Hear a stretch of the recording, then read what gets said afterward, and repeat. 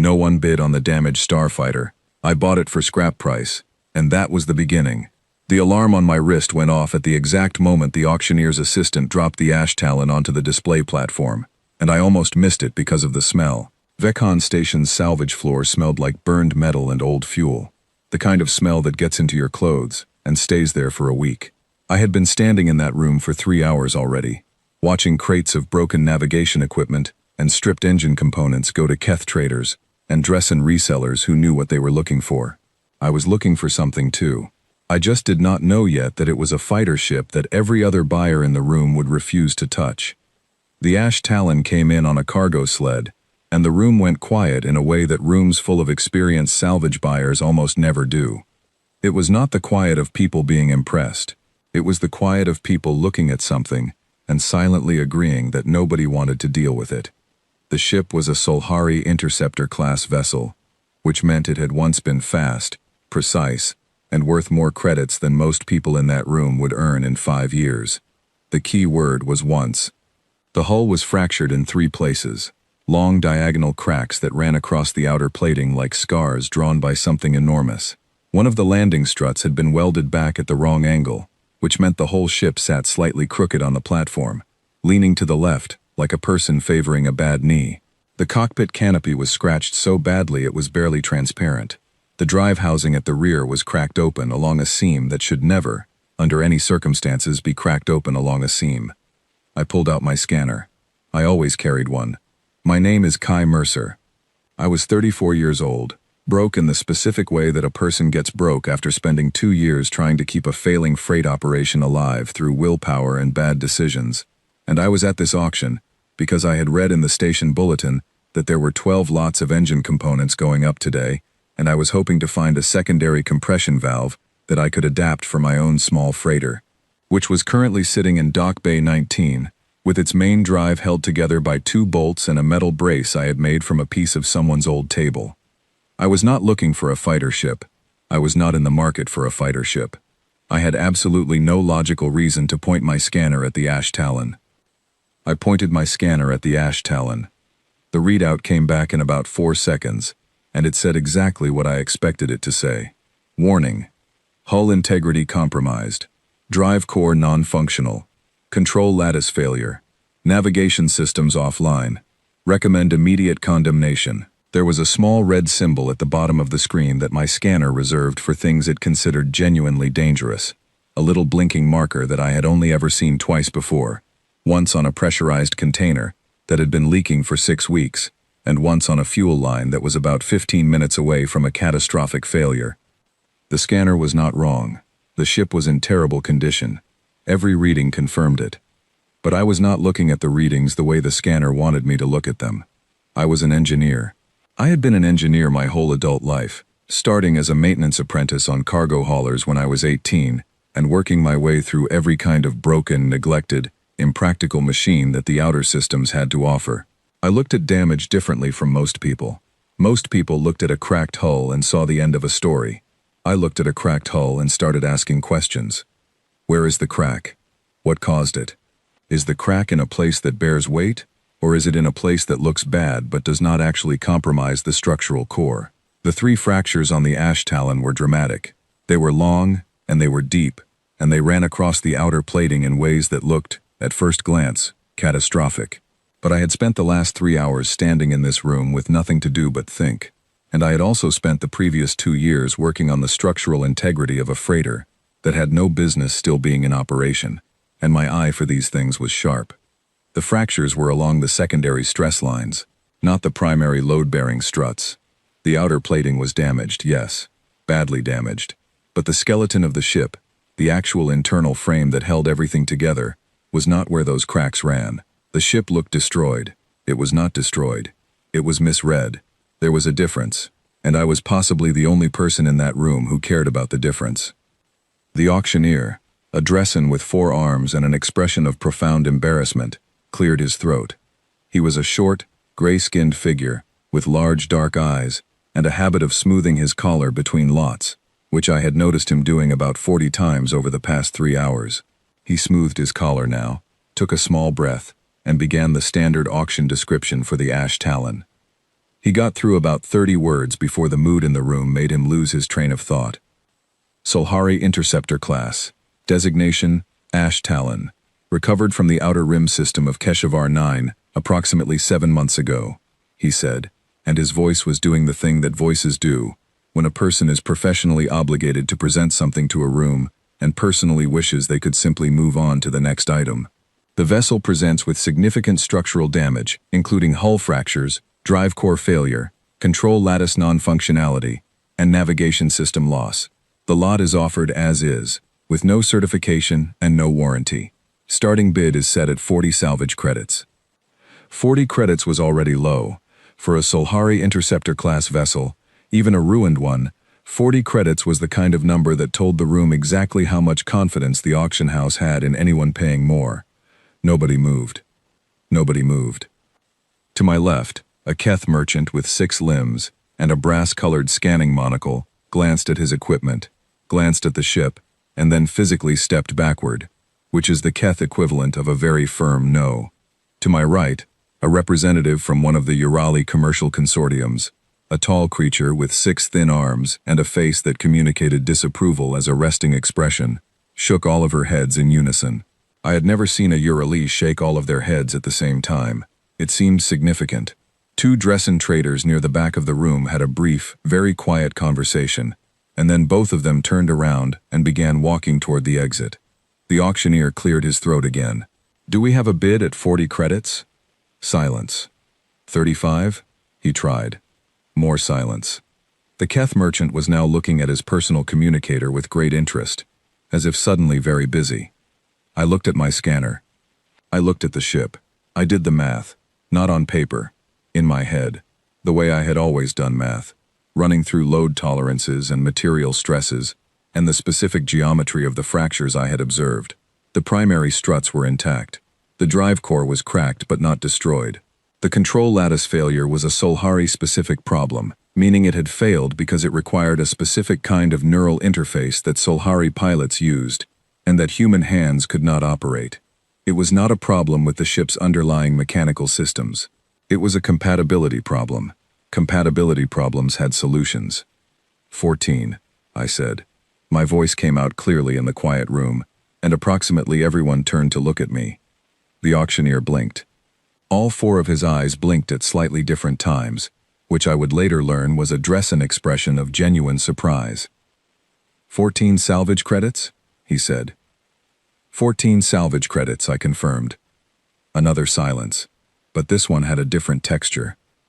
This was the silence of a room full of experienced buyers, all having the same thought at the same time, which was approximately, well, this is her problem now. "Do we have any other bids?" the auctioneer asked.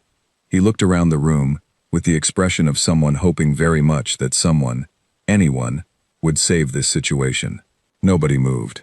14 credits, going once, going twice. He lifted his smaller right hand, which held the small carved gavel that Dresden auctioneers carried as a professional symbol. He looked at the ship. He looked at me. Something in his expression shifted, very briefly, into something that might have been concern. "Sold," he said, and the gavel came down. I walked to the processing desk at the side of the room and handed over my payment card. The clerk at the desk, a young Dresden who was clearly new to the job, ran my card and then slid a document across the desk for me to sign. It was the standard transfer of ownership form, but there was a second page that I did not normally see at salvage auctions, a liability waiver that was several paragraphs long and covered, in considerable detail, the various ways in which the vessel might fail catastrophically, and the ways in which the auction house accepted no responsibility for any of those outcomes. I signed both pages. The young clerk watched me with the quiet, careful attention of someone watching a person do something they personally considered unwise. He said nothing. I said nothing. I took my copy of the documents, folded them, and put them in my coat pocket. Then I walked out onto the salvage floor and stood in front of the Ash Talon for the first time as its owner. It was bigger up close. Most things are, but fighter ships have a specific quality of bigness that is different from freighters or transports. A freighter is big the way a warehouse is big. A fighter ship is big the way a Predator is big, even a broken one, even one sitting crooked on its bad landing strut. even one covered in cracks and scratches and all the evidence of a story I did not yet know. There was a shape to it, under all the damage, that my engineer's eye found immediately. The hull geometry was elegant. The aerodynamic lines were clean in the places the damage had not touched. Someone had designed this ship with genuine care, and whatever had happened to it out there in the dark of HFY 9 had not erased that. I put my hand on the hull, on a section of outer plating that was undamaged, and it was warm from the station's ambient heating system. I stood there with my hand on the ship for a moment, not doing anything practical, just making the decision real in some way that the paperwork had not quite done. Behind me, I heard footsteps. I turned to find a Keth male watching me from about 10 meters away. He was middle-aged, if you could apply that term to a Keth, with copper-colored outer skin and 3 sets of paired limbs. Keth had a reputation throughout the outer systems for being practical to the point of bluntness, and this one was living up to it. He was looking at me the way that a person looks at someone who has just done something they find genuinely difficult to explain. "You bought it," he said. His galactic standard was precise, clipped, accented with the Keth habit of shortening vowels. "I bought it," I agreed. "Your scanner said condemn it." This was not a question. He had clearly been close enough to see my readout. "My scanner was reading the fracture positions as primary structural damage," I said. "They're not. They're secondary stress line fractures. The core frame is intact." He processed this. Keth were not slow thinkers. He had already run the same calculation I had. I could see it in his expression, the slight shift of focus that meant he was checking my reasoning against his own model. After a moment he said, "The control lattice still requires Solhari neural interface. I'll replace it." "With what?" "Something I'll design." Another pause. He looked at the ship. He looked at me. Something in his expression shifted, moving from the specific Keth version of skepticism toward something slightly different, something that was not quite approval, but was at least curiosity. "I am Vosik," he said. "I have a parts supply operation on level 3. "Kai Mercer," I said. "I have a welding torch and a very good memory for mechanical specifications." He looked at the ship one more time. Then he looked back at me. "You will need more than that," he said. "Probably," I admitted, "but it's a start." He nodded. Once. The Keth single nod that means something like, "acknowledged," and then he turned and walked back toward the main auction floor. I watched him go, then turned back to the ship. I had 14 credits left in my account. I had a freighter in Dock Bay 19, with a broken main drive. I had a combat fighter that every qualified buyer in the galaxy had refused to touch. I pulled a small notebook from my coat pocket, the actual paper kind, because I had always thought better on paper, and I flipped to a blank page. At the top I wrote, "What the ship needs." Below that I began making a list. The list was long. It was also, I noted, not impossible. Every item on it was a problem. Every problem had a solution. The solutions would take time and money I did not currently have. But time and money had a way of becoming available to people who knew exactly what they needed them for. I wrote for 20 minutes without stopping. By the time I finished, I had filled 6 pages, drawn 4 diagrams, and made 3 separate calculations about the structural tolerances of Solhari hull plating under cold weld patch conditions. My hand was a little cramped from the speed of it. I did not notice until I stopped writing.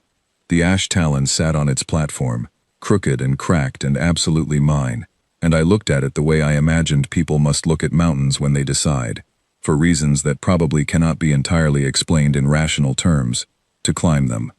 I put the notebook back in my pocket. I went to find a cargo trolley large enough to move a fighter ship to Dock Bay 19. I was already thinking about the control lattice. I had 3 ideas for how to replace it. One of them, I was fairly sure, was actually going to work. 6 months later, I had learned several things about the ash talon that I had not known when I bought it, and one of them was that the ship had, on at least 2 separate occasions, tried to stop me from fixing it. The first time was in the 4th week, when I was rewiring the secondary power distribution system, and the junction panel I was working in developed a short that sent a current spike through the tool in my hand and threw me about 2 meters across the dock bay. I landed on a pile of supply crates, which absorbed most of the impact, and left me with bruised ribs and a very strong opinion about the quality of pre-existing Solhari wiring. I lay on the supply crates for about 30 seconds, staring at the dock bay ceiling, and then I got up and went back to work. This time, wearing the insulated gloves I should have been wearing the first time. The second time was in the 11th week, when I was pressure testing the repaired hull section over the port fracture, and the patch I had applied, a cold weld composite that I had designed specifically for this purpose, using a technique borrowed from deep-sea submersible repair on Earth, let go under pressure with a sound like a gunshot. The patch did not go anywhere dangerous. It dropped straight down and hit the dock bay floor, but the pressure release sent a sharp burst of compressed air through the bay that knocked over 2 tool racks and my thermos of coffee, which I mourned more than the tool racks. I re-poured the patch using a higher thermal bond setting. Then I made more coffee. Vosek began stopping by in the 3rd week. He did not announce this. He simply appeared one afternoon while I was lying on my back under the ship's belly section working on the landing strut alignment, and I heard his footsteps and looked out from under the hull to find him standing about 3 meters away, watching me work. He did not say anything. He looked at the ship. He looked at what I was doing. Then he crouched down to look more closely at the angle I was correcting on the misaligned strut. "Wrong tool," he said. "I know," I said. "It's what I have." He left and came back 20 minutes later with the correct tool, a Keth-made angular calibration wrench designed for exactly this kind of strut alignment, and set it on the floor next to me without comment. I used it. The alignment came out cleaner than I had managed with my improvised solution. After that, he came by most days.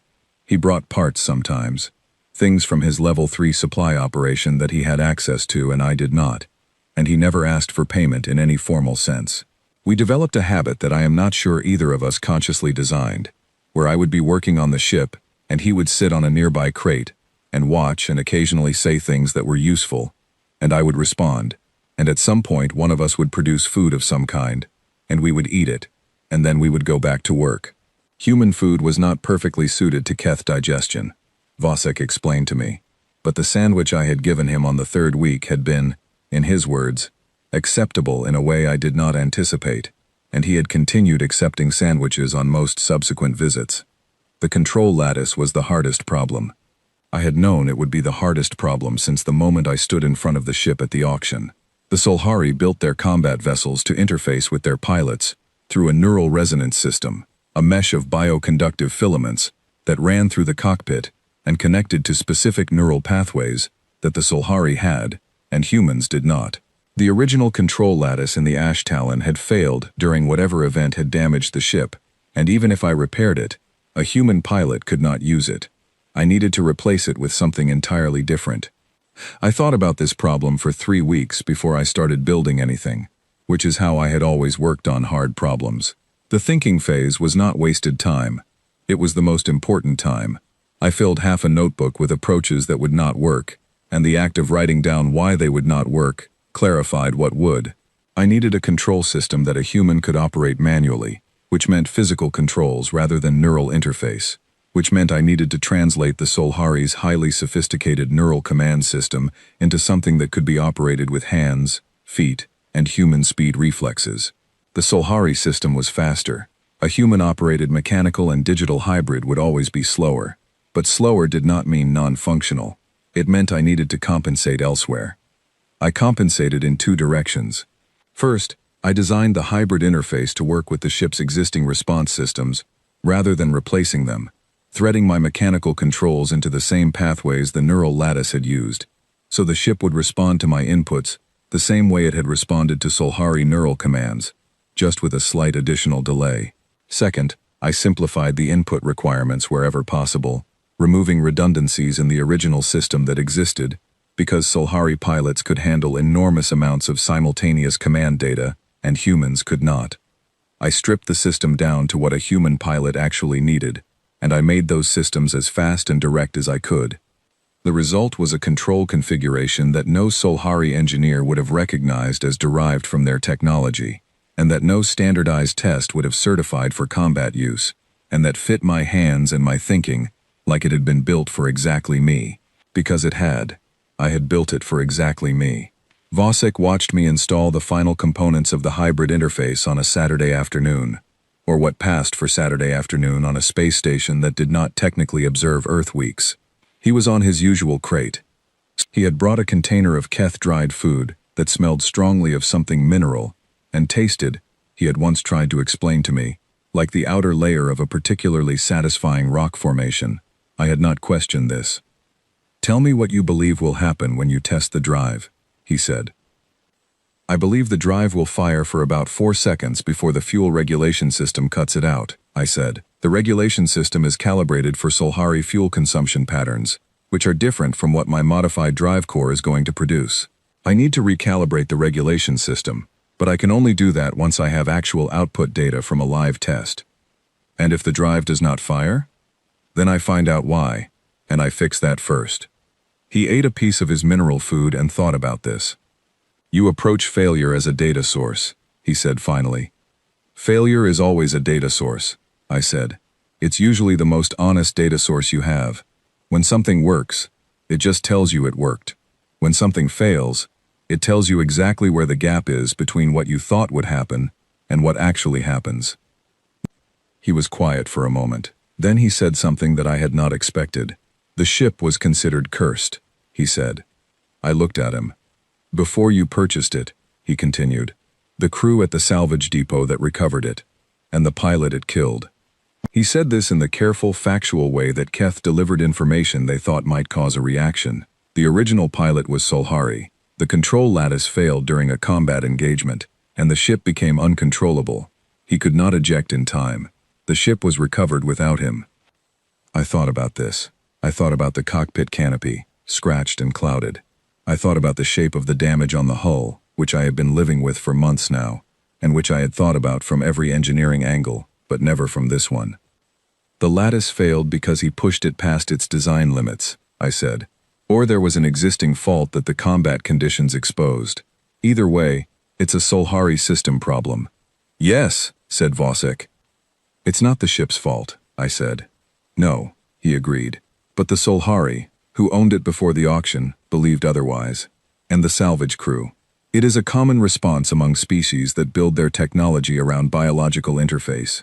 When the technology fails, the line between the machine and the operator becomes unclear in their perception. They call it a cursed ship. It is easier than a full mechanical review." I looked at the ship. I thought about the Solhari pilot who had been in that cockpit. I thought about the control lattice that I had removed and replaced with something entirely different, something of my own design, something that could not fail him in the same way because a human hand does not fail the way a biological interface does. "It's not cursed," I said. "It was mismatched. Different problem." Vosek made the small sound that was his version of agreement. 3 days later, I attempted the first drive test. I sat in the cockpit with the new hybrid interface under my hands, and I ran through the startup sequence I had written myself, step by step, checking every reading as the systems came online. The dock bay was empty except for Vosek, who was standing at the far end behind a blast shield, watching through a reinforced window. I had asked him to stand there not because I thought anything would go badly wrong, but because I preferred to have someone available who knew where all my notebooks were. The drive fired. It ran for 4 seconds, exactly as I had predicted, and then the fuel regulation system cut it out. I sat in the cockpit for a moment after the engines went quiet. The vibration of those 4 seconds was still in my hands. The ship had moved. It had actually moved, the drive output creating enough thrust that the landing struts had briefly lifted from the dock bay floor before the cutout, and the ship had settled back down with a sound like a long, careful breath. 4 seconds. I took out my notebook and started writing down everything the 4 seconds had told me. 2 weeks later, it ran for 40. A week after that, full burn. I remember the first full burn very clearly. It was 2 in the morning by station time, which was when I did my best work, because the dock bay was quiet, and nobody came by to ask me questions, or tell me I was doing something inadvisable. Vosek was not there. He had gone back to his supply operation, as he did in the evenings. I was alone in Dock Bay 19 with the ash talon, and the dock bay was lit by the 4 overhead work lights I had installed in the first week, and the ship looked completely different from the thing I had bought for 14 credits in that auction room. It still had its scars. I had not tried to hide them. I had patched what needed to be patched for structural and atmospheric integrity, but the long diagonal marks of the original fractures were still visible under the patches, a history written on the hull that I had decided to leave there. The drive fired. It ran past 4 seconds, past 40. I held my breath in a way that I was not entirely conscious of until I let it out. The drive ran clean and steady and full, and the noise of it filled the dock bay and probably half the surrounding level, and I sat in the cockpit with my hands on the hybrid interface and felt the ship alive around me for the first time. From outside, I later learned, 3 different dock bay tenants had filed noise complaints with the station authority that night. 2 of them described the sound as alarming. 1 described it as like something waking up. That one was closest. The licensing board for Frontier Combat Work occupied a set of offices on level 7 of Vikan Station, in a part of the station that had clearly been designed with the assumption that the people who came here would be larger than humans. The door frames were higher than I needed them to be. The chairs in the waiting room were proportioned for Dressen or Keth bodies.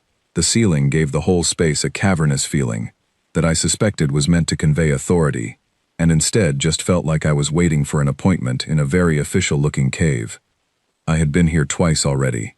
The first time, I had submitted my application for a Frontier Combat License, which was the certification required to take contracted escort and patrol work in the outer systems, the kind of work that paid actual money, rather than the small hauling jobs I had been surviving on. The second time, I had come in response to a letter informing me that my application had been reviewed and declined on the grounds that my vessel, designation Ash Talon, was not listed among certified combat-capable craft and therefore did not meet the minimum requirements for licensure. The third time, I came with a formal request for a flight trial. The board was composed of 3 members on the day I appeared before them. 2 Dressen, a male and a female, both senior grade, both carrying the particular expression of people who deal with bureaucratic edge cases all day and have developed a deep personal affection for straightforward situations. And 1 Urali, ancient even by Urali standards, with pale gray skin and 6 arms crossed in an arrangement that communicated settled skepticism as a permanent feature rather than a specific reaction. The Urali's name, as I had learned from the station directory, was Sek Preth. The Dressen were named Oren and Valka. Oren, the male Dressen, looked at my application, then at me, then at the application again. "You are requesting a certification flight trial," he said, "for a vessel that our technical review already classified as non-airworthy." "The technical review assessed the vessel at the time of my purchase," I said. "The vessel has since been substantially repaired and modified. The review classification no longer reflects the current state of the ship." "Our technical reviewer's report is 8 weeks old," said Valka, the female Dressen. She had a clipped, careful way of speaking that suggested she was choosing each word with attention to its legal weight. "You are claiming that within 8 weeks you have remedied all the deficiencies identified in that report?" "Yes," I said, "plus several that were not in the report." Sek Prith, the Urali, moved 3 of her arms. This was apparently her version of leaning forward. "The vessel's control system was identified as non-functional," she said, and her voice was the slow, deep register that Urali used when they were speaking with what they considered complete seriousness. "The original Solhari neural lattice cannot be repaired by a non-Solhari engineer." "I did not repair it," I said. "I replaced it. I designed and installed a hybrid mechanical and digital interface that allows the ship to be operated by human hands." A brief silence. All 3 of them looked at me with slightly different versions of the same expression, which was the expression of people who have heard a surprising statement and are running it through various internal filters to determine whether it represents a genuine development or an impressive lie. "You designed a replacement for a Solhari neural lattice," Oren said. "Yes." "Independently?" "Yes." "Without access to Solhari engineering specifications?" "I had access to the existing lattice while I was removing it," I said. "That was sufficient." Another silence. Sek Preth moved 2 more of her arms. "A flight trial," she said, "would require you to complete the Class 3 certification circuit. This circuit was designed for vessels of Solhari or Dressen manufacture, with standard precision response times." "I understand that," I said. "Your vessel, as you describe it, has a response time delay introduced by the mechanical interface elements of your modified control system," she continued. "This delay may cause the vessel to fail the precision elements of the circuit." "It may," I agreed. She looked at me for a long moment. Then she looked at the 2 Dressen. Then she looked back at me. "The trial is granted," she said. The circuit will be run in 3 days. I nodded, thanked them and left. In the corridor outside, I took out my notebook and wrote, 3 days. Below that, I wrote the specific elements of the Class 3 certification circuit, which I had already memorized, and began noting where my modified response times would cost me, and where the ship's other characteristics might compensate. The trial day was overcast by station standards, which meant the ambient lighting was slightly lower than usual. The overhead panels dimmed to simulate the way the sky looks before rain, a feature of the station's environmental system that I found oddly thoughtful. I had arrived at the trial launch bay at 4 in the morning, 4 hours before the scheduled start, to run through every system on the ship one final time. Vosek had arrived at 4:15, without being asked, and had spent the 4 hours working in parallel, checking everything I had already checked, saying nothing, except when he found something worth commenting on. He found 2 things worth commenting on. One was a minor calibration drift in the port side maneuvering thruster that I had missed. The other was a loose connector in the secondary sensor array, which I had not missed but had decided was low priority. Vosek's expression when he found the loose connector suggested he disagreed with my priority assessment. I fixed it. The board members and 2 technical observers arrived at 8, and the circuit was mapped out ahead of the ship in the station's exterior near space, a series of marker beacons placed to define the route that the trial pilot was required to fly. The Class 3 circuit was, as Sec Preth had noted, designed for Solhari and Dressen precision craft. It involved tight turns around marker beacons, a rapid deceleration and re-acceleration sequence, a formation approach to a virtual landing target, and a final open run that was timed for speed. The whole circuit was supposed to demonstrate that a combat vessel could respond precisely and quickly to pilot commands under conditions designed to stress both the ship's systems and the pilot's capabilities. I flew it the way I knew how to fly things, which is to say that I flew it with total focus, and also with the specific kind of controlled aggression that I had developed over years of coaxing machines to do things their designers had not entirely intended.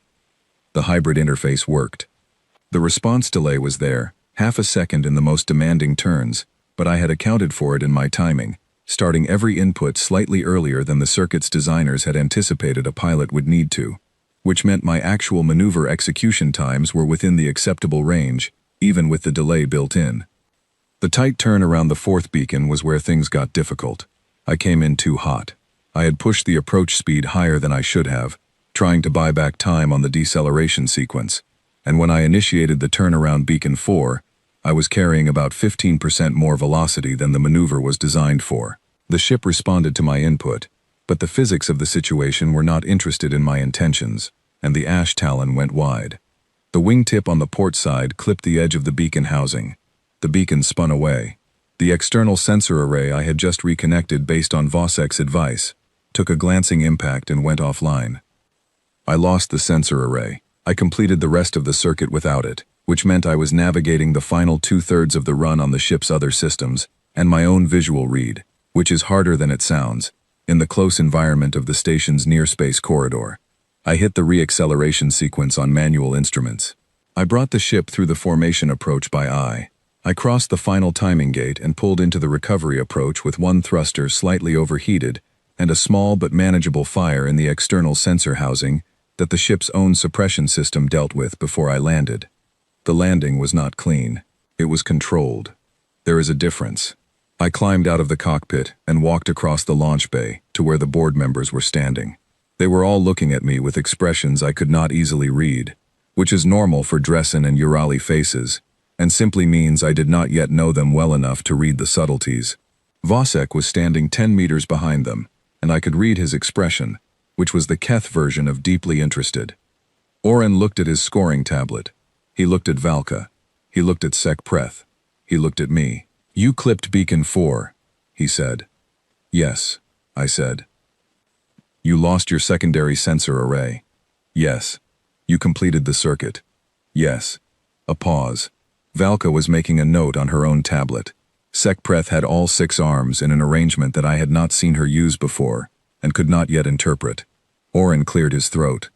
"The circuit completion times are within the acceptable range," he said, and he sounded like someone who had checked the math twice and was still slightly surprised by the result. "The beacon contact is a demerit.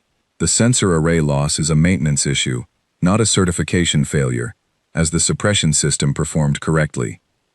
He cleared his throat again. The trial is a pass, he said. Conditionally, you will need to submit a modified technical specification for the vessel's non-standard control interface to be added to the station registry before the license is formally issued. I said I would have the specification submitted within 48 hours.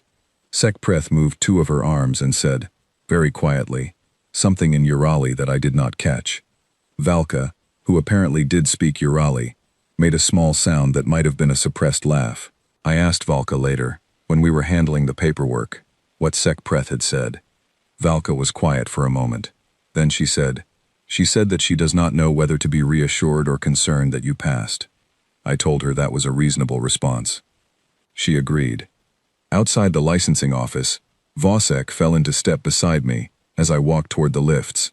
He said nothing for about 20 meters. Then he said, "The beacon was avoidable." "I know," I said. "I was buying time on the deceleration approach." "Miscalculated the margin." "You will recalculate." "Already have," I said. He made the small sound of agreement. We reached the lift. He pressed the button for level 3, which was his floor. I pressed the button for dock bay 19.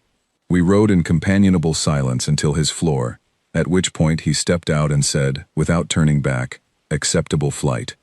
Coming from a Keth who had told me on the first day that I would need more than a welding torch and a good memory, this was something close to high praise.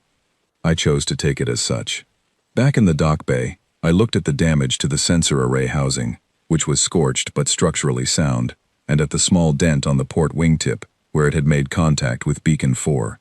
I made notes. I made plans. And 3 days later, a Dresden cargo syndicate reached out through the station's contract board with a job that nobody else had taken. I read the contract description twice. Then I found Vosek at his supply operation on level 3 and told him I needed a rail cannon. He asked why. I told him about the job. He was quiet for a moment. Then he said, "I know where there is a second-hand rail cannon." "Of course you do," I said. He almost smiled. Keth did not quite smile the way humans did, but there was a particular arrangement of their facial features that served a similar emotional function, and Vosek was doing that now. "The Keshavar Shoals," he said. "Nobody flies that route." "I know," I said. "That's why they need someone to fly it." He thought about this. Then he said, "The cannon will need modification to fit your mount points." "I know," I said. "I have a diagram." He looked at me. "Of course you do," he said, and that almost smile appeared again, and he turned and led me to the back of his supply operation, where, against the far wall, there was a rail cannon that looked like it had been pulled off something that had seen better days, and which was, I could already see, going to need more than a few hours of work before it would be functional. I rolled up my sleeves. We got to work. The Keshavar Shoals were not on any standard navigation chart in a way that would be useful to someone trying to fly through them. They were on charts, in the sense that the charts showed where they were and labeled them with the words "Restricted Navigation Zone," and sometimes, on older charts, with additional text that translated roughly to "Don't." The shoals were a dense field of asteroids that occupied a corridor of space roughly 4 light minutes across, at the junction of 3 outer system trade routes that would have been significantly more profitable if the shoals had not existed. Periodically, various parties had proposed clearing the shoals, and periodically, these proposals had been abandoned when the estimated cost and time came back and turned out to be comparable to funding a small war. Standard navigation AI refused the shoals route. I had looked into this specifically and found that the refusal was not a technical limitation, but a policy decision embedded in the AI's mission parameters. The shoals were navigable. They were just navigable in the way that a lot of things in the outer systems were navigable, which was, by someone willing to do it on judgment and feel, rather than computed certainty.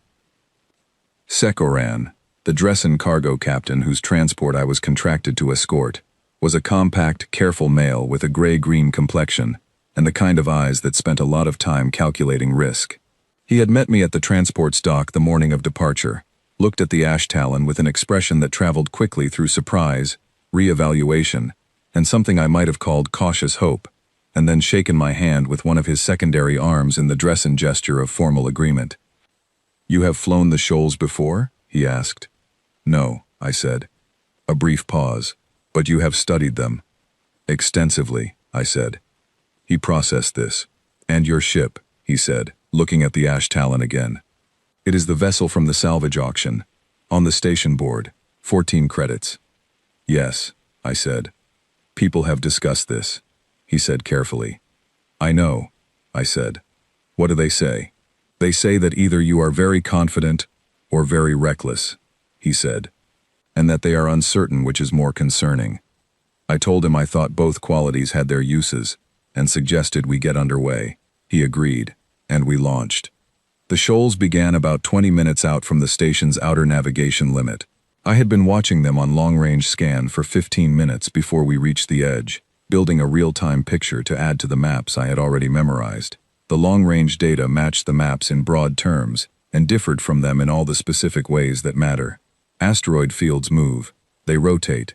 Individual rocks change position relative to each other over months and years, and the maps available to me were the newest available, which meant they were 8 months old, which meant that every calculated gap in the field had shifted to some degree that I could not know until I was in it.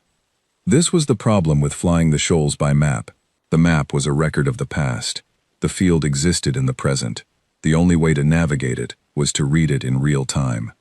I flew on feel. This is difficult to explain to someone who has not done it, and also difficult to explain to someone who has, because the thing that is happening when you fly on feel is not really a single thing. It is the continuous integration of everything your senses are telling you. The visual picture through the canopy, the vibration of the hull as air pressure and debris density change, the numbers on your instruments translated not into calculations but into physical awareness of where the ship is in space, and where the space around it is solid. It is the part of flying that cannot be fully computed, which is why navigation AIs refused the shoals. The AIs were not bad at computation. They were bad at this other thing, the part that feels like intuition, but is actually experience, that has been internalized so deeply, it no longer feels like thought. I had 40 minutes of recorded Sulhari fighter combat footage that I had found in the Ash Talon's partially functional mission archive during the restoration. I had watched it enough times to have it essentially memorized. The Sulhari pilot had been very good, and watching how they used the ship had taught me things about the Ash Talon's actual performance envelope that no specification document would have told me. I had also spent 6 months living with this ship's specific qualities, its preferences if I wanted to use a word that was not technically accurate, but was practically useful, and I knew how it moved, and how it felt when it was at its best, and how it communicated when it was being asked for something at the edge of its current capabilities. We were 30 minutes into the shoals when they came. 3 ships dropped out of a debris shadow to our port side, and my warning systems lit up in the same moment that my eyes saw them on the canopy. They were Harrow-class interceptors, a design I knew from the publicly available combat databases, sleek and quick and modern, in a way that the Ash Talon, for all the work I had put into it, was not. They flew in a tight formation that spoke of practice. They had clearly done this before. They knew the shoals well enough to hide in them and ambush from cover, which meant they had done it here before, and they had probably chosen this particular gap in the field because it was one of the wider ones, giving a pursuing ship less cover to use. They were expecting a cargo hauler with no escort, or possibly an escort that would see 3 interceptors and make a rational calculation about odds. My comms lit up with Sekoran's voice. Mercer, 3 contacts. Harrow class. What is your... Stay on your course, I said. Maintain speed, do not change direction. They are combat vessels. Stay on your course, I said again, and then I cut the channel, because I needed to think and talk at the same time, and the 2 things interfered with each other. The 3 interceptors were faster than me in open space. That was a fact. They were also newer, with better sensor packages and more recently calibrated weapons systems, and they outnumbered me, and I was in an asteroid field with limited maneuvering room. These were also facts. I ran through them quickly, not because I was frightened, but because understanding the facts of a situation, clearly and completely, is the first step in finding the places where the facts can be used differently from how your opponent expects. The gap in the shoals that we were currently flying through was about 1.5 kilometers wide. Beyond the edges of the gap, the asteroid density increased sharply. Standard tactics said, use the width, use the open space, stay in the gap and fight. I did not stay in the gap. I turned the ash talon hard to starboard and flew directly at the eastern edge of the debris field. I heard, through my comms, the sound of Sekaran's sharp intake of breath. The three interceptors had been moving to flank me in the open gap, and my sudden turn disrupted their formation. The lead ship corrected quickly, the kind of quick that comes from a well-trained pilot, and came after me. The other two split, one following the leader, and one circling to cut off my exit. I was in the debris. Rocks ranging from fist-sized to the size of small buildings were moving around me in slow, indifferent orbits, and I was moving through them at a speed that made the word slow entirely inapplicable to how they felt from inside the cockpit. The Ash Talon's hull was designed for this. Solhari fighters were built for asteroid field combat, among other things, and the ship's profile and shielding were suited to debris environments in ways that the Harrow-class interceptors, which were optimized for open space engagement, were not. The lead interceptor followed me in. I could see it on my sensor display, tracking me, and it was faster than me, gaining on me through the debris, which meant that whatever I was going to do with the debris field as a tactical resource, I needed to do it quickly. I watched the pursuing ship's movement pattern for 10 seconds.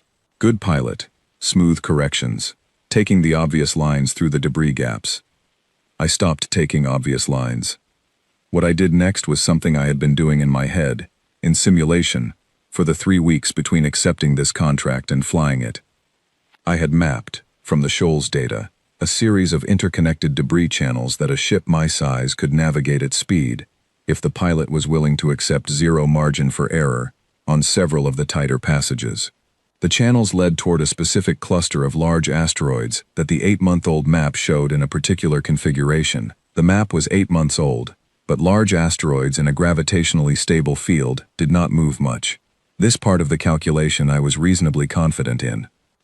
I flew the channels. The lead interceptor followed me into the first one and lost a wing sensor on a rock it clipped trying to keep up with my line. I heard the impact on my audio pickups, a distant bang in the airless space transmitted through the debris field itself. The interceptor slowed. It recalculated. It found a different path and came after me again, now 50 meters further back. 50 meters was enough. I reached the asteroid cluster and put it between me and the pursuing ship, and then I used the cluster the way I had planned to use it for 3 weeks, as cover for a reversal. I cut my main drive, used my maneuvering thrusters to rotate the Ash Talon 180 degrees in about 2 seconds, fired 3 rounds from the rail cannon at the space where the interceptor's path had to emerge from the cluster's edge, and reignited my main drive. 2 rounds missed. 1 did not. The interceptor shed a drive panel and a chunk of its port shielding, and went from pursuing me to decelerating rapidly, its flight control trying to compensate for the sudden asymmetry. It was not destroyed. It was out of the fight. The second interceptor, the one that had followed the first, pulled out of the debris field and into the open gap before I could reach it, which was tactically sound. Open space favored its speed. The third interceptor had circled around to cut off the escape route, and was now positioned between me and Sekaran's transport. I targeted the third ship first. The engagement that followed lasted 4 minutes and 37 seconds. I know this because of the flight recorder. It felt longer, not in the way that frightening things feel longer, but in the way that concentrated work feels longer, each second dense with information and decision and action. The third interceptor's pilot was good enough that I respected the fight even as I was having it, moving in ways that were not predictable, using the debris edges cleverly, forcing me to adjust twice when I had thought I had a clean angle. But the Ash Talon was in the debris, and the interceptor was not comfortable in the debris, and that mattered. I used a debris lane to mask my approach on the third ship, and came out of it at a range that its weapons system was not optimized for.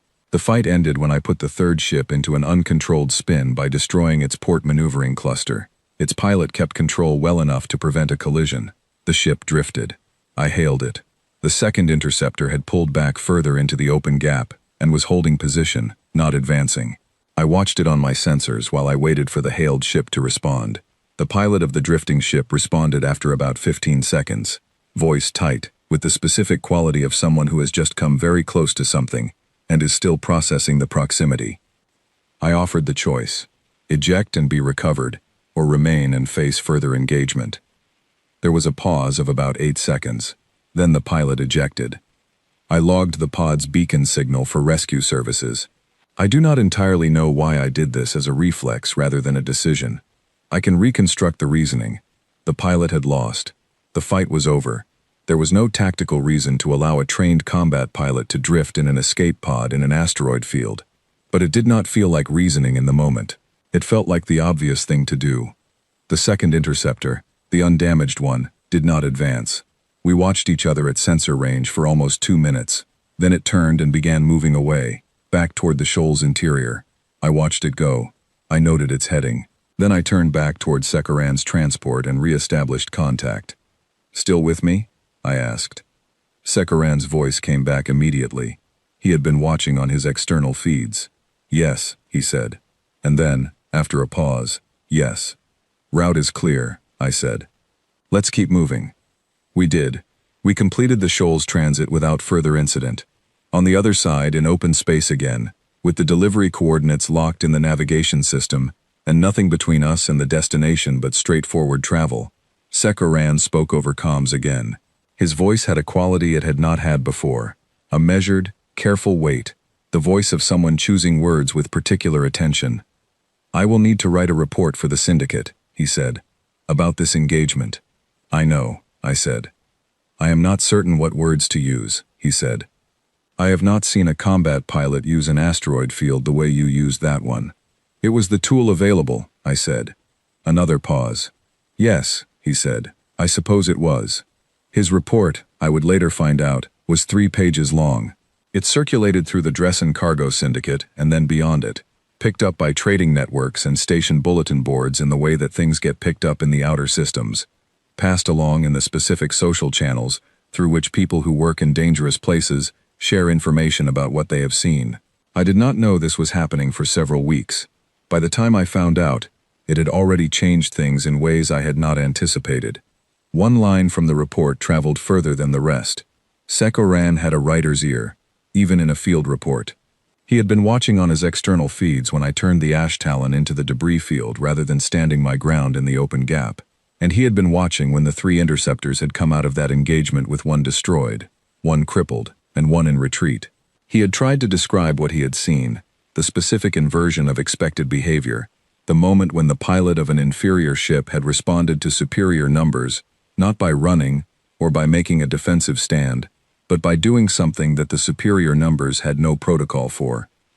He had written, "The human did not fly around the danger.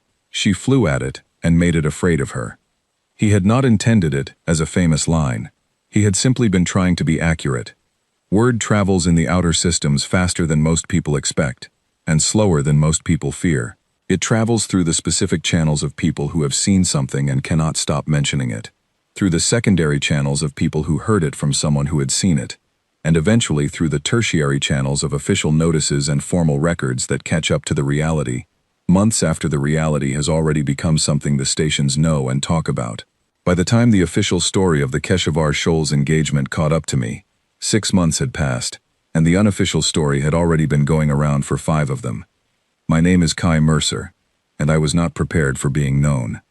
I had taken on 11 contracts since the Keshavar run, 9 escort jobs, 1 recovery operation in the far outer rim where the ship I was recovering had been taken by a group of independent operators who had underestimated how many of them it would take to convince me to leave empty-handed, and 1 job that was officially listed as a cargo survey, but was actually a negotiation between 2 mining consortiums that both thought it would help their position to have a human combat pilot present, and that both had therefore separately hired me, without knowing the other had done the same, a situation I discovered on arrival, and navigated by charging both of them for my time, and facilitating an agreement that neither of them had originally intended, but that both of them, on reflection, agreed was better than the alternative.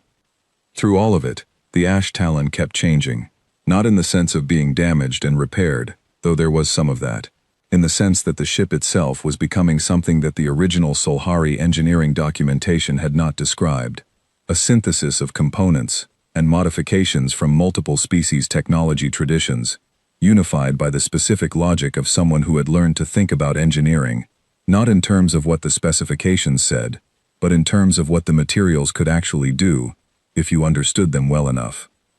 My crew happened the same way. I had not hired them. I had simply, on various occasions, not said no. The first was Siv, a young Urali engineer who had been working at the station's maintenance depot on level 4, and who had started coming to watch me work on the Ash Talon in the weeks after the HFY run, the way Vasek had first appeared, showing up quietly and saying nothing until there was something worth saying. Siv had a particular quality that I recognized because I had it too. She could look at a mechanical system for a few minutes and understand it, not just functionally, but in terms of its underlying logic, why the designer had made each choice, what they had been trying to achieve, where the constraints had been. She had taught herself 6 different species engineering traditions from documentation she had accessed through the station's archive. She was 22 years old. She had 2 sets of 4-fingered hands and could work on 2 different sections of the ship simultaneously, which I had found extremely useful on 2 separate occasions, when I was trying to do things that required being in 2 places at once. I had not offered Siv a position. She had started being at the dock bay when I needed her, and had proved, through repeated demonstration, that she was more useful than not.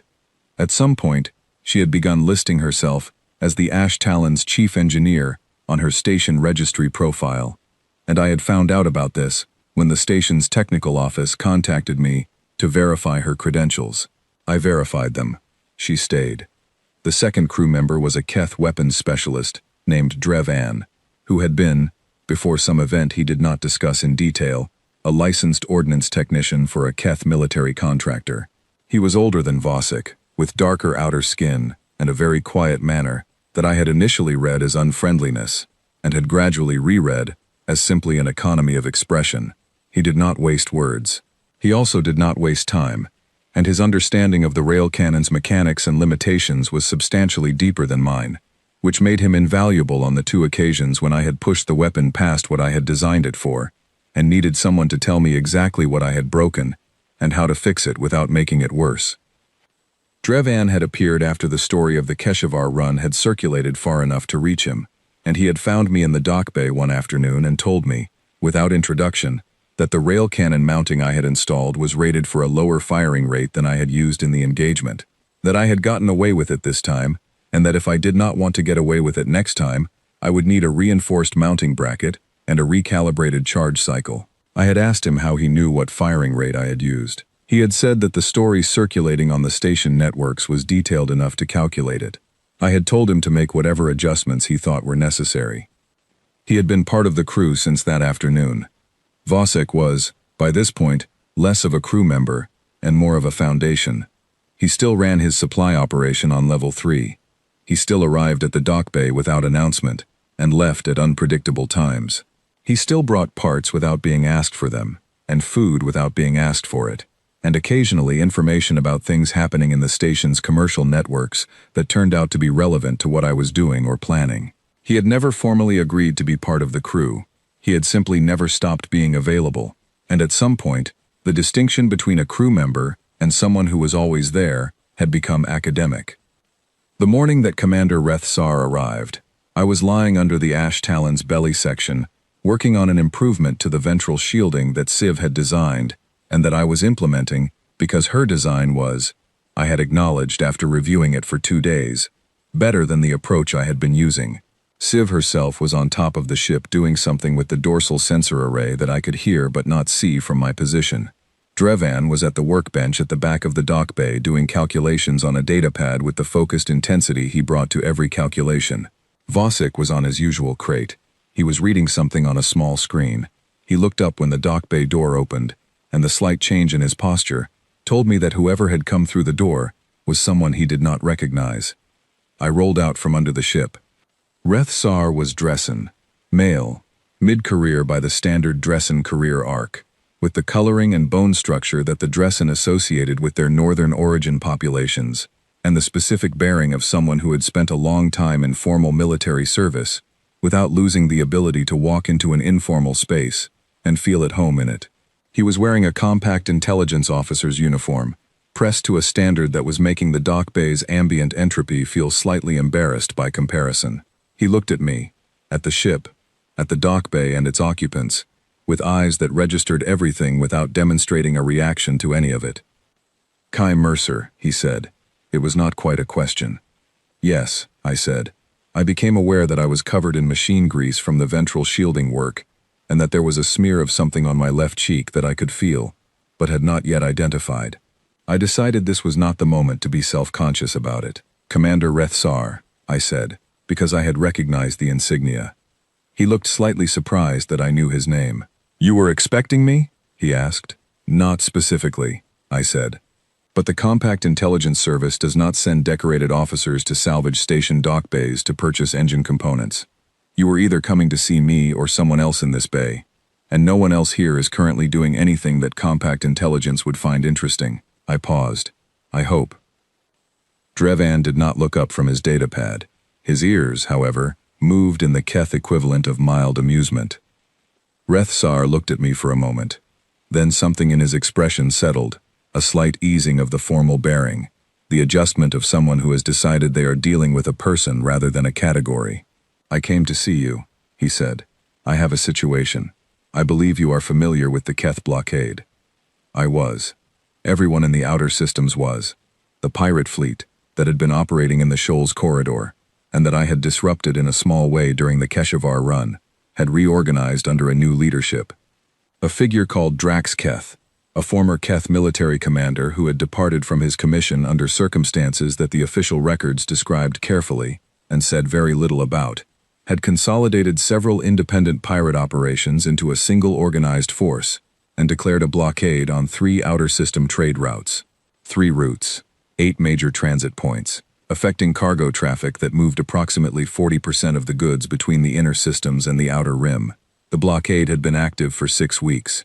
The Compact had been negotiating without result for 4 of those weeks. They had been attempting military solutions for 2 of those weeks.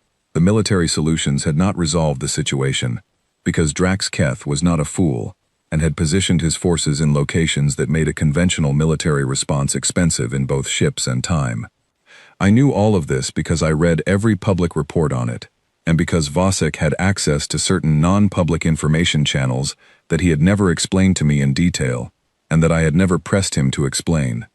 I am familiar with it, I said. What specifically does Compact Intelligence need from a dock bay on Vakan Station? A pilot, said Rethsar. Specifically, a pilot who is comfortable operating in conditions that our standard combat pilots find inadvisable. I looked at him. I looked at the ash talon behind me. I thought about the word inadvisable and all the things it could cover. Tell me about Drax Keth's ships, I said. He did. He spoke for 12 minutes, providing information about the blockade fleet's composition, positioning, patrol patterns, and command structure. It was good information, detailed and precise, and I could tell it had cost effort to gather. While he spoke, I listened completely. And while I listened, I was also doing something else, the thing I always did when someone gave me information about a problem. I was building a map of it in my head. Not a geographic map, but a map of its logic, the places where the structure of the problem was solid, and the places where it had gaps. The blockade had gaps. Not obvious ones, not the kind that a conventional military response could exploit, but there were places where the logic of it was based on assumptions about how opponents would behave, and assumptions were always the most exploitable part of any structure, because the person who made the assumption did not know it was an assumption, until someone came along who did not share it. When Rethsar finished, I said, "How many of Drax Keth's commanders have encountered a human pilot before?" He thought about it. "None, to our knowledge," he said. "Human combat pilots in the outer systems are rare." "Good," I said. But he looked at me with an expression I was beginning to recognize, the expression of a careful, experienced person adjusting their assessment in real time. "You have a plan," he said. "I have the beginning of a plan," I said. "The rest of it depends on things I'll learn when I'm there." "That is not the kind of answer that Compact Intelligence typically finds reassuring," he said. "I know," I said, "but it's the honest answer, and I find that honest answers tend to produce better outcomes than reassuring ones." I looked at the ship. "What is the compensation?" He told me. It was substantial. It was also, I noticed, higher than what the job was worth in pure market terms, which meant either that the Compact was desperate or that someone had done research on what my current contract rates were and had adjusted upward to account for what the numbers said about how I valued my own time.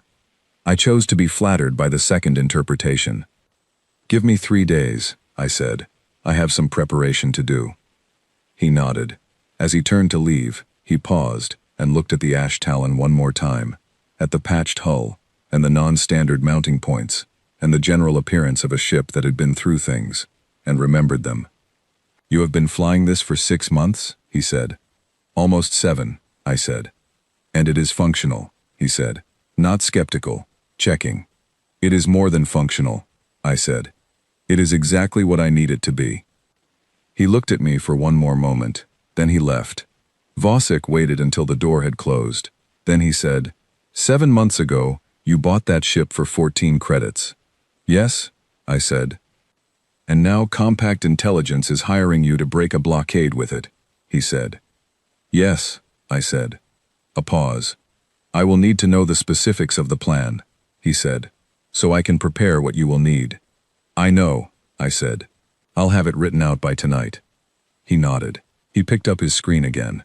After a moment, without looking up, he said, "I will bring supplies." I rolled back under the ship and went back to work on the ventral shielding. Siv called down from the dorsal sensor array that she had a question about the power distribution to the new configuration. Drevan set down his datapad and walked over to the rail cannon and began inspecting it in the specific way he had of doing a full assessment without being asked. The dock bay was full of the sounds of work, metal and electronics, and quiet voices, and outside the dock bay, 3 outer system trade routes were blocked, and somewhere out in the dark of the transit corridors, a fleet was waiting for someone to try something predictable. I had no intention of being predictable. The plan that I brought to Commander Rethsar 3 days later was not, by his own admission, anything he had expected.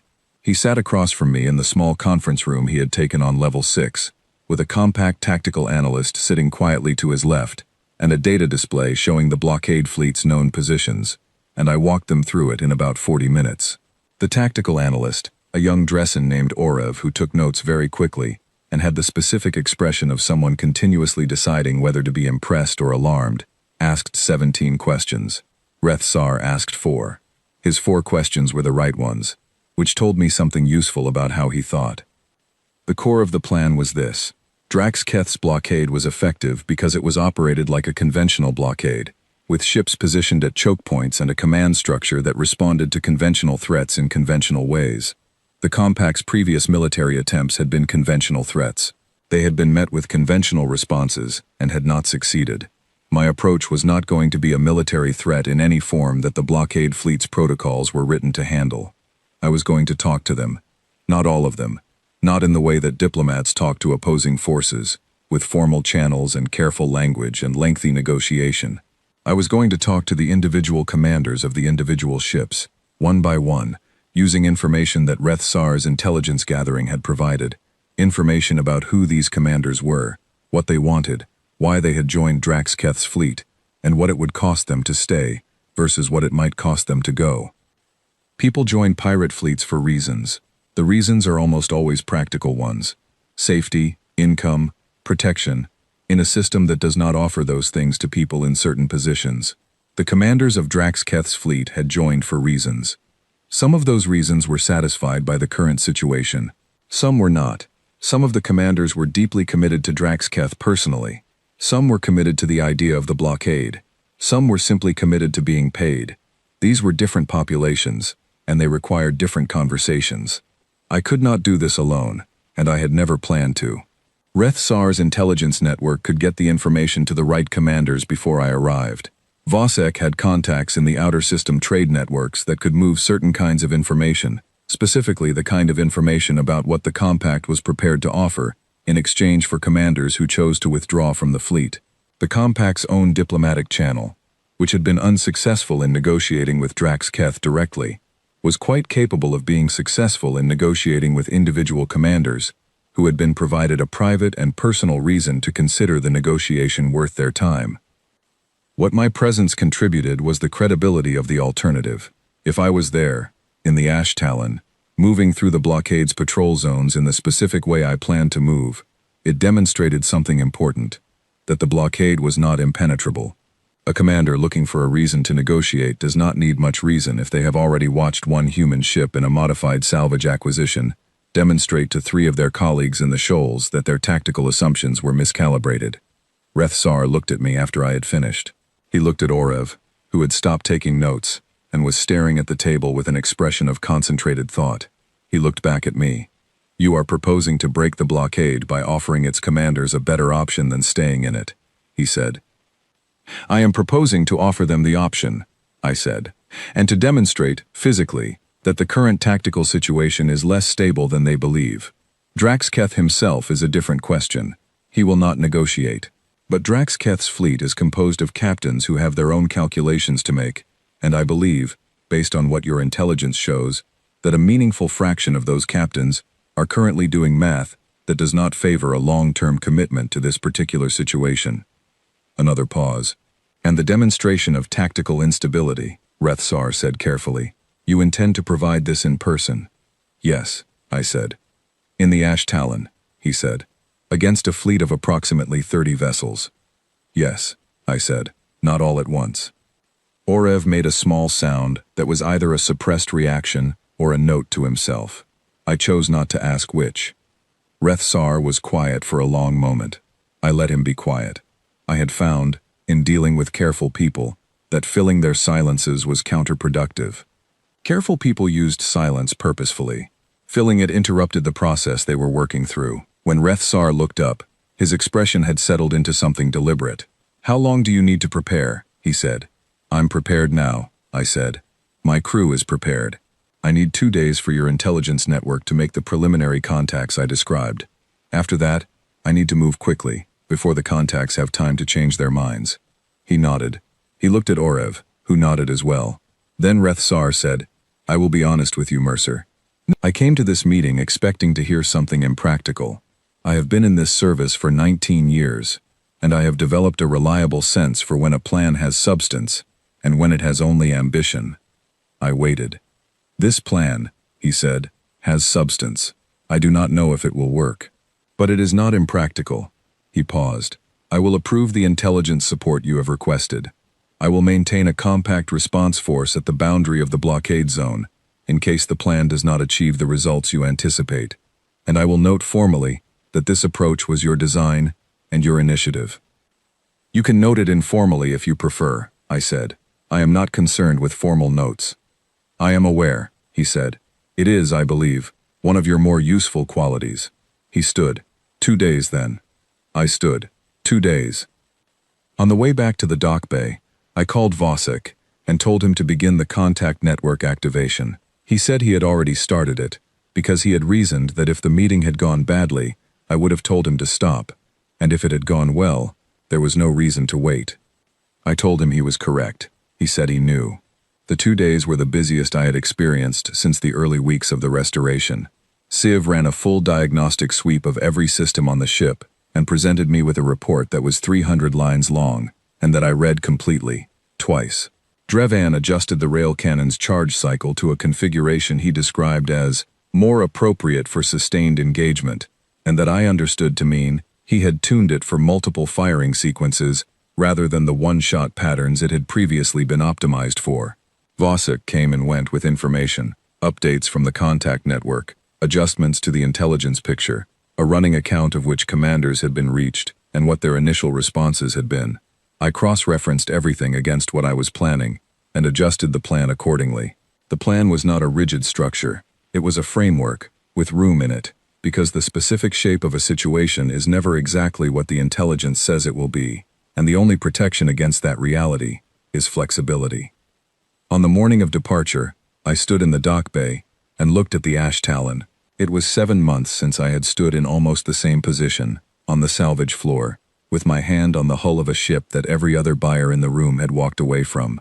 The ship in front of me now was the same ship in the sense that it shared its origin, its designation, and its fundamental geometry. It was a different ship in the sense that almost everything that could be repaired had been repaired, almost everything that could be improved had been improved, and the philosophy of its construction, the logic of how its components worked together, was now something that bore my signature, in a way that an engineer's work always bears their signature, even when the engineer is not present to be seen. The crew was there. Civ was running a final check on the sensor array. Drevan was at the weapons station, going through a pre-launch checklist that I knew he had also run twice the night before. Vasek was on his crate, not reading his screen for once, just sitting, watching. I looked at him. "You're not coming," I said. It was not a question. He had never flown with me. He had always been the ground crew. "No," he said. "I am not a pilot." "You could monitor the contact network from the ship," I said. "I can monitor it from here," he said. "And someone needs to be here when you come back, to make sure the dock bay is ready." I looked at him for a moment. Then I said, 7 months ago, you told me I would need more than a welding torch and a good memory." "Yes," he said. "You were right," I said. "I needed those, and I needed the parts you brought, and the calibration wrench in the 4th week, and the contact network you built, and the sandwiches." He made the almost smile. "You needed to not stop," he said. "I only helped with the parts." I thought about this. Then I said, "I'll see you when I get back." "Yes," he said, "you will." I climbed into the cockpit. The hybrid interface came to life under my hands. Familiar in the way that something becomes familiar when you have trusted it repeatedly, in situations where trust had consequences. I ran the startup sequence. Every system reported clean. Siv gave me a thumbs up from the dock bay floor, a gesture she had learned from me and adopted as her own standard. Drevan's weapons readout confirmed the rail cannon at operational status. The ash talon lifted. The landing struts, the ones I had realigned in the first week of the restoration, all 4 of them, raised clean. The drive output was steady and full. The sensor array swept the space ahead with a coverage radius that was, I had calculated, approximately 40% better than what the original Solhari design had achieved, because I had not been constrained by the original design specifications when I installed it. I left the dock bay and flew toward the blockade, and I did not look back, because I was already thinking about the first conversation I was going to have, and the second, and the third, and what I was going to do between conversations to make the conversations worth having. What I remember most clearly about the battle near the transit point at Keshavar 7 is not the 30 ships. It is the specific sound that the ash talon's hull makes when it is absorbing repeated weapons fire, a low, resonant vibration that works its way through the ship's frame and into your hands through the control interface. A sound that is different from normal engine vibration, the way a heartbeat under strain is different from a heartbeat at rest. You can feel the ship working. You can feel it deciding. I am aware that is not an engineering description. I am an engineer. I know the actual mechanical explanation for the vibration, and what it means about the hull's response to kinetic impact, and the ways in which the composite patches I had installed distributed stress differently from the original Solhari plating. I know all of that, and I also know what it felt like from inside the cockpit, which was different from the technical explanation the way that knowing the chemistry of fire is different from being warm. The plan had worked better than I had expected, and less completely than I had hoped, which is the honest description of most plans in my experience. Of the 31 ships in Drax Keth's blockade fleet, 9 commanders had responded to Vasek's contact network in the 2 days before my departure. Of those 9, 4 had withdrawn before I reached the blockade zone, taking their ships to pre-arranged meeting points, where compact diplomatic teams were waiting. 2 had sent communications indicating they intended to withdraw but had not yet done so, held in place by uncertainty about how their colleagues would react. 3 had said nothing but had repositioned their ships in ways that the compact tactical analysts read as preparation for departure. This left me approaching a fleet of approximately 21 vessels, reduced from 31, in a tactical situation that was already in motion before the fighting started. I had expected Drax Keth to be angry. He was, but more importantly, he was smart enough to be angry in a controlled way. He did not scatter his fleet or make impulsive decisions. He consolidated his remaining ships into a tighter formation, closed the gaps that the departing commanders had left, and sent a signal on open comms that was clearly intended for me specifically. He did not know my name, but he knew there was a human pilot in a modified fighter who was responsible for the changes in his fleet's composition, and he communicated this knowledge in the way that experienced military commanders communicate things they consider important, directly and without decoration. He said that the pilot responsible for the recent defections was welcome to present themselves to his flagship for a conversation. He said this in the tone of someone who was certain the conversation would go in a particular direction, I took no personal offense. It was a standard psychological move, and its purpose was to determine whether I was the kind of person who could be made to feel that a confrontation with his flagship was something I should be afraid of. It was useful information that he was willing to have that conversation. I opened my own comms. I said, on the same open channel, that I was happy to discuss the situation. I said that the conversation I was interested in having was about the remaining captains in his fleet, and what it would take for those captains to make the same calculation the departed ones had made. I said this clearly, and without hostility. His response was to launch 3 interceptors. The interceptors were faster than me in open space. I knew this, and had planned for it. The space near HFY 7's transit point was not, technically, an asteroid field, but it was a debris-dense region, with scattered fragments from an old collision event that had occurred in this system approximately 300 years ago, and that the Compact's Transit Authority had been meaning to clear for most of that time. The debris was not the density of the HFY shoals. It was enough. I went into the debris. The interceptors followed me. 2 of them were very good.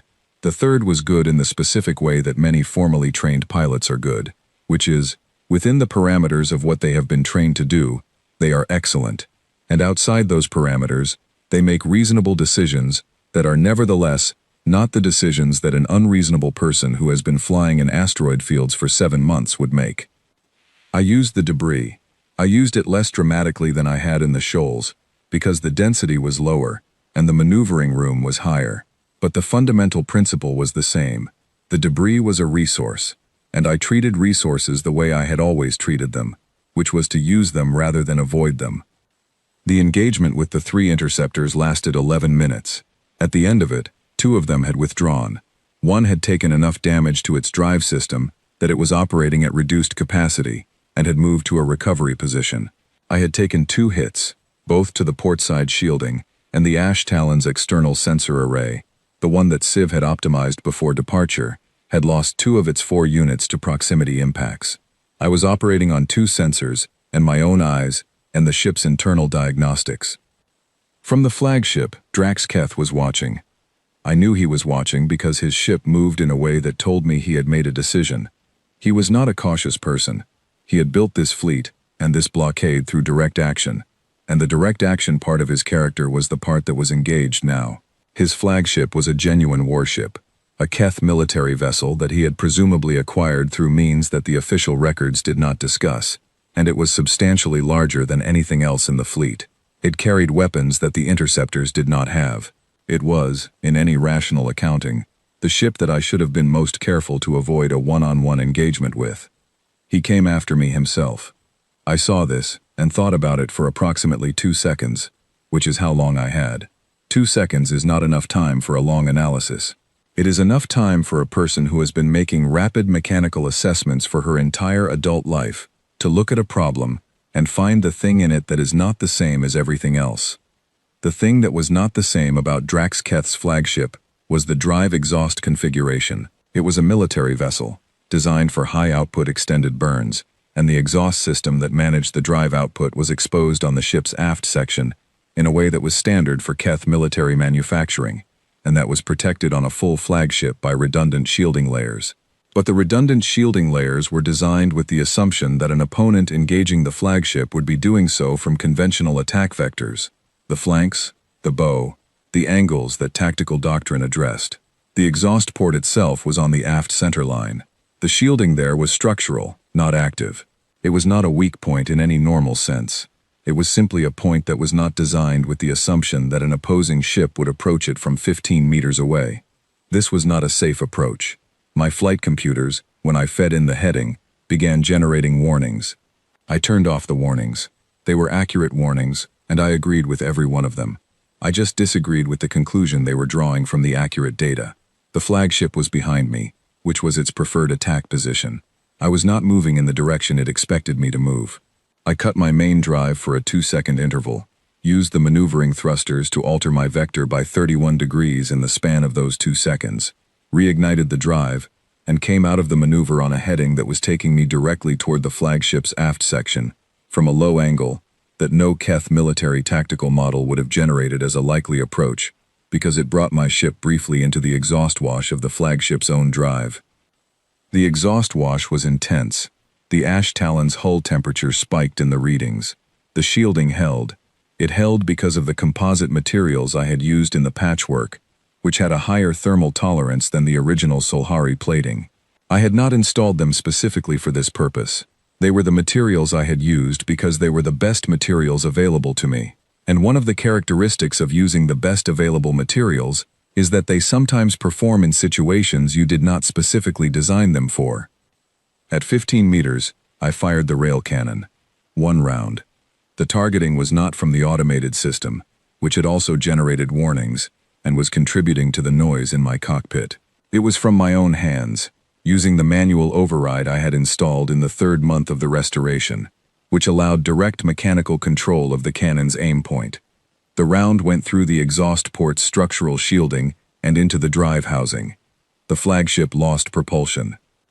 I came around the flagship's side and pulled away from it, and the ash talon was trailing smoke from the port side where the shielding heat had exceeded tolerances, and one of my remaining 2 sensor units had gone offline during the exhaust wash approach, and the port thruster was running at 60%, and I was, if I was being honest with myself, slightly amazed that it had worked. From the flagship, a signal, Draxketh's voice, and he sounded, for the first time in the engagement, like someone who was re-evaluating his situation. He asked for terms. I told him the terms. I had worked them out with Rethsar 2 days before departure. They were reasonable terms, the kind of terms that a person who has just lost propulsion on their flagship and is watching their fleet dissolve around them can assess clearly and accept without feeling that the situation has taken something that belongs to them. I was deliberate about this. A humiliating peace does not hold. A practical peace holds better. He accepted. I sat in the cockpit of the damaged ash talon and listened to the fleet's communications channels as the remaining captains received the news and began the various processes of withdrawal, repositioning, and contact with the compact diplomatic teams that had been waiting at the boundary. Some of them had already been in communication with Vosek's network. Some of them were hearing the outcome for the first time. I listened to all of it, and my hands were on the hybrid interface, and the ship was drifting in the quiet of the now open transit corridor, and there was smoke coming from somewhere on the port side that the suppression system was working on, and I was thinking about the drive calibration issue I could feel in the reduced thruster output, which I was already categorizing and planning to address. I opened comms to Vosek. The channel connected with the slight delay that the distance between the transit point and Vakan station created. His voice came through clearly. He never said anything immediately on these calls. He waited for me to speak first. I had noticed this and accepted it as his way. "It's done," I said. A pause. "Your ship?" he said. "Damaged," I said. "Nothing that can't be fixed." Another pause. "Then come home," he said. I closed the channel. I ran the ash talon startup sequence for the return burn, checking each system as it came up. 2 sensors offline. Port thruster at 60%. External sensor array at 50%. Hull temperature normalized. Rail cannon operational, but with a charge cycle variance that Drevan was going to find interesting. Everything that was broken was fixable. This had always been my assessment, from the first day I had stood in the salvage yard with my scanner, telling me to walk away. The scanner had been reading the damage correctly. It had been reading the possibility incorrectly. There was always a gap between the damage and the end of the story. The gap was where the work happened. I pointed the ash talon toward Vakan station and flew home. The specifications for the new ship were in a folder that Siv had marked, in her careful Urali lettering, with my name and the date. She had placed it on my workbench 2 mornings after I returned from the Keshvar 7 engagement, while I was running through the damage assessment for what I was already thinking of as the ash talon's 4th major reconstruction. She had not said anything about the folder. She had simply put it there and gone back to what she was doing on the port side shielding. I had noticed the folder, recognized my name on it, and then continued with the damage assessment because I had learned a long time ago to finish the work in front of me before starting the work that was next. I got to the folder 3 days later. The ship Siv had designed was not, I understood immediately, a modification of anything that existed. It was not a rebuilt Solhari interceptor, or a Dresden patrol craft, or a Keth military vessel, adapted for different use. It was its own thing, designed from the beginning to be its own thing, and the philosophy of its construction was immediately recognizable to me, because it was a philosophy I had developed, and Civ had absorbed, and then extended into territory I had not yet mapped. The hull geometry drew from Solhari aerodynamic efficiency and Keth structural redundancy, and the human engineering principle, which Civ had identified and named in her design notes, of building for the worst-case scenario, rather than the expected case. The drive system was a hybrid that I had never seen assembled in this configuration, but that I could see, reading the specifications, would produce the output-to-mass ratio I had always wanted, and been unable to achieve within the constraints of the existing ship. The control interface was built on my hybrid design but extended and refined, with 3 months of Civ's observations of how I actually flew incorporated into the ergonomic decisions in a way that made my original design feel like a first draft by comparison. She had incorporated 7 species engineering traditions. She had built it around a human pilot. She had made it something the galaxy's parts catalogs did not have a name for. I sat with the folder for a long time. Then I went to find Civ, who was in the forward section of the dock bay running a calibration check on one of the sensor units. She was 22 years old, and she had designed a ship that no one had asked her to design, because she was curious, and she had decided to. I had known, from the first time she had appeared in the dock bay and begun asking useful questions, that she was the kind of engineer who would eventually design something that surprised me. I had not expected it to happen this soon. "The drive configuration," I said, holding up the folder. "The crossfeed on the secondary output channel." She looked up from the calibration check. "It eliminates the feed lag during high acceleration transitions," she said. "The ash talon has always had a lag there. I think it was a limitation of the original Solhari design that you worked around rather than resolved, because the original drive core didn't support a direct crossfeed. The new core does." I looked at the specifications again. She was correct. I had worked around it for 7 months, adjusting my timing in high acceleration transitions to account for a half-second lag that I had incorporated into my flying as a known variable. I had stopped noticing it as a problem and started treating it as a feature of how the ship worked. Civ had noticed it as a problem and fixed it. "When did you start working on this?" I said. "Month 3, she said. "I started it as a theoretical exercise. I wanted to understand what the design principles you were using would produce if they were applied from the beginning rather than retrofitted onto an existing frame." She paused. It became more than a theoretical exercise. I looked at the folder. I looked at Civ. I thought about the dock bay 7 months ago, when it had contained 1 human, 1 borrowed table, and a ship that should have been scrap. I thought about the version of me that had stood in that salvage auction and made a 14-credit bid on something the galaxy had decided was finished. "It's a real design," I said. "It's something that could actually be built." "Yes," she said. "Do you want to build it?" I said. She was quiet for a moment, in the way that young engineers are quiet when someone asks them a question that is larger than it sounds on the surface. Then she said, "I want to know if it works the way I think it will." "That's the same thing," I said. "Yes," she agreed. "I suppose it is." Commander Reth Sar had sent a formal communication 10 days after the Keshavar 7 engagement, offering me a commission in the Compact Intelligence Service with a rank that was substantial and a set of responsibilities that were outlined in careful language that made them sound like an invitation and that I recognized as a politely worded version of what I would be agreeing to if I said yes. I had read the communication twice, which was more than I strictly needed to read it. Then I had written a response that declined the commission formally and accepted instead the consulting contract that had been mentioned as a secondary option, the one that covered essentially the same territory, but did not require me to have a rank or wear a uniform or keep my dock bay tidy enough for official inspections. Reth Sar had accepted my counterproposal with the particular tone of someone who had expected exactly this outcome and had included the consulting option specifically because of it. He was, I had come to understand, a man who did his research. Drevan had been in the dock bay when the formal communication arrived, doing his daily weapons inspection. He had asked what the communication was, and I had told him. He had gone back to the weapons inspection. After about a minute, he said, "You will continue operating independently." It was not a question. "Yes," I said. "Good," he said, and said nothing else about it. This was how Drevan communicated approval. He noted his position and moved on. I had learned to recognize and value this. Vosek and I had a different kind of conversation about it. He came by the dock bay that evening, his usual time, and sat on his usual crate, and I was at the workbench writing out the damage report for the port side shielding and the thruster that I would need to replace entirely. He read his screen for a while. I wrote. After maybe an hour, he said, "Reth Sar's offer." I turned it down, I said.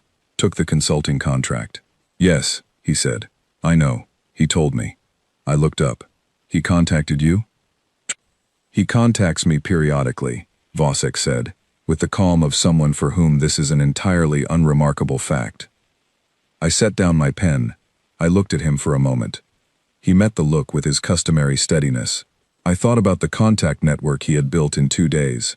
I thought about the information he had been bringing to me for 7 months, accurate and detailed, and arrived at from sources he had never explained.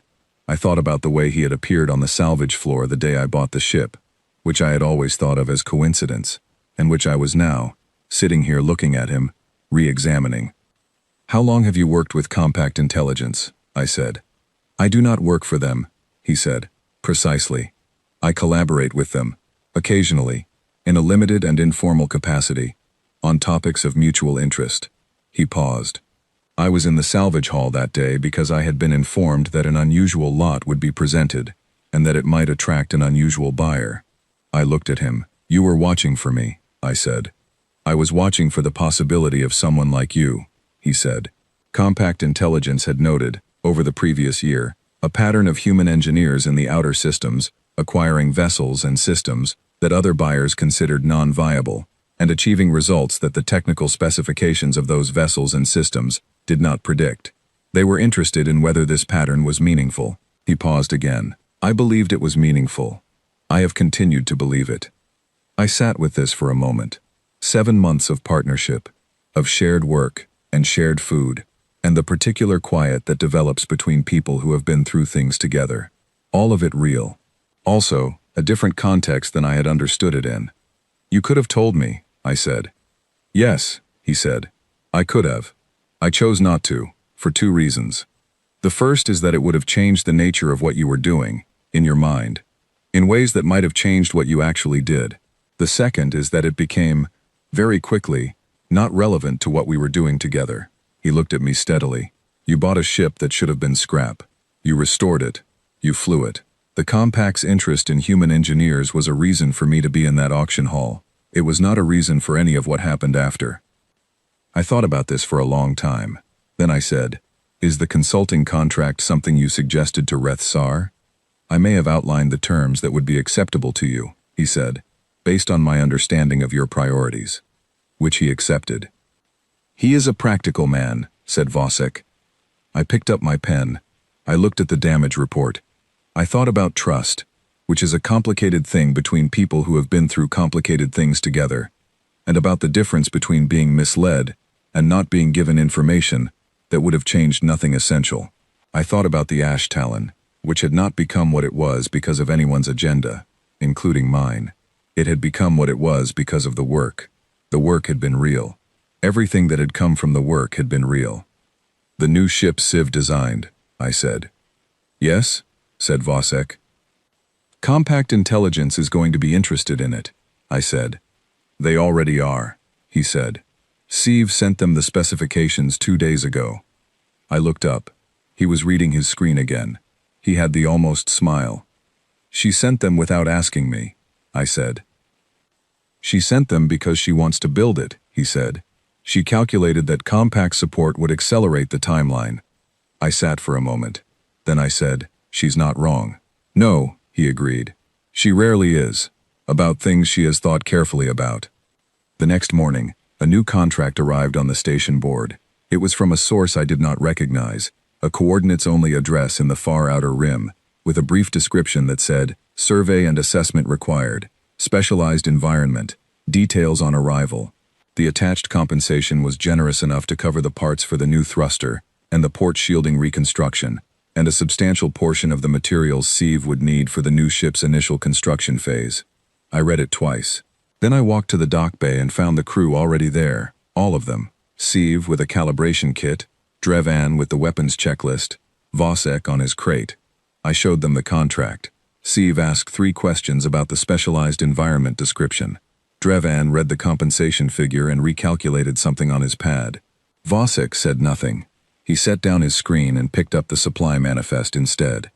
"Details on arrival," said Siv, and her voice carried the quality I recognized in people who have found something that keeps surprising them. "Yes," I said. She looked at the contract. She looked at the ship, the Ash Talon, patched and modified, and bearing its history in visible marks on the hull. She made the sound that young Urali engineers make when they are thinking hard and do not want to interrupt the thinking by expressing it. Then she said, "The new ship will be ready in 6 months. The structural analysis suggests that certain material substitutions could reduce the build time to 4. "I want it done right," I said, "not fast." "Right and 4 months are not incompatible," she said. I looked at the contract. I looked at the ship. I picked up my pre-flight checklist and started at the top. "Startup sequence in 30 minutes, I said. Nobody complained.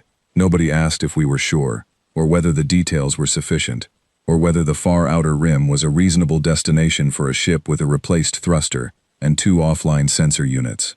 These were people who had chosen, for their own reasons that I had never pressed them to explain in full, to be in this dock bay at this moment, doing this work.